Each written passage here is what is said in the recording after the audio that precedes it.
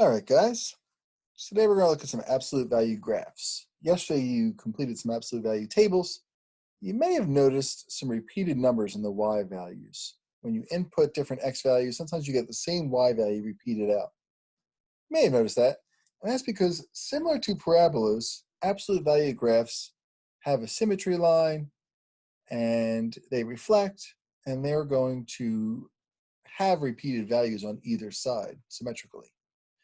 Except the absolute value graphs don't make a parabola, they make a V shape. So it's kind of like your parabola where you're going to have a vertex point at the top or the bottom, and then you're going to have two sides that are reflected of each other over an axis of symmetry, a vertical axis of symmetry that goes through the vertex point. But on your absolute value graph, both sides, instead of being curves like a parabola, are linear. Linear, we know linear has a couple of characteristics like slope and things like that. We're going to talk about that. So the equation form for an absolute value graph, remember a parabola quadratic equation was y equals ax squared plus bx plus c. Absolute value is completely different. They use some different letters. I'm not real excited about the way they use these letters, but these are the letters that they use, and you'll see why in a minute.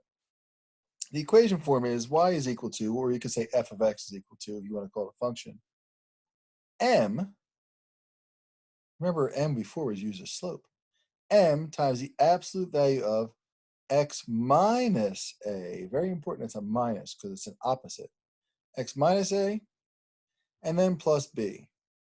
You probably saw some equations or some absolute value equations in your tables that had all these numbers going on. Some of them are pretty basic. Some of them had all these numbers going on. They had a number outside, they had a number inside, they had a number on the outside here, adding, subtracting. Sometimes there's even a number here in front of this x, which we'll talk about later. So here's what those variables do, the m, the a, and the b. The m, this coefficient out here, is changing the slope. That's why they use m, I think, because it changes the slope of the linear halves. And if that m is a negative, it's going to reflect the v downward. Remember, just like in a quadratic, if you had a negative ax squared, it would reflect a parabola downward. A negative m value outside of the absolute value must be outside the absolute value. If it's a negative outside the absolute value, it's going to reflect the parabola downward. Remember, a negative inside the absolute value will end up becoming a positive because of the absolute value. Okay? The a value, the one that's inside the absolute value with the x, is going to shift the vertex either left or right from the origin. It's going to go in the opposite direction of the sign in the absolute value. Because it's a minus, it's specifically a minus in the formula. That means that if the number in here is a negative, it's going to shift the vertex to the right. And if the number in here is a positive, it's going to shift the vertex to the left from the origin. And then the b value, this number out here that you add or subtract, is going to shift the vertex either up or down in the same direction as the sign. So if you're adding a number here, it's going to shift your vertex upward. If you're subtracting a number here, it's going to shift your vertex downward. All right? So to make your graph, which is what you're going to do today, to make your graph, you have a couple of steps. Step one, you're going to determine the vertex coordinate by using the a and the b values. You're going to make that point. So you're going to use the a and the b values to shift left or right and up or down if they're applicable. You're going to figure out where your vertex coordinate is, and you're going to make that point. It's a lot easier than finding the vertex coordinate of a quadratic where you had to do axis of symmetry and reinsert it. So that's how we find our vertex coordinate.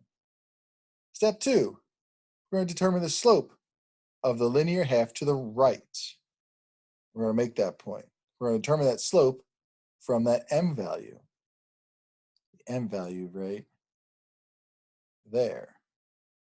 Okay, so starting at that vertex point, we're going to figure out the slope. We're going to make the next point based on that slope to the right. Step three is optional. I like it because it gives you a check. I'm going to input that x value that I made that new point for, which is usually going to be 1 greater than the x value of the vertex. You'll see what that means when we get to it. I'm going to input it, and I'm just going to check to make sure that my output is correct. If your slope has a run that's greater than 1, then you're not going to have a point 1 over the vertex. You're going to have a point 2 or 3 or 4 over, depending what the slope is. If the slope is 2/3, you'd be inputting a number 3 over from the vertex value. This is just a check to make sure that your point is good.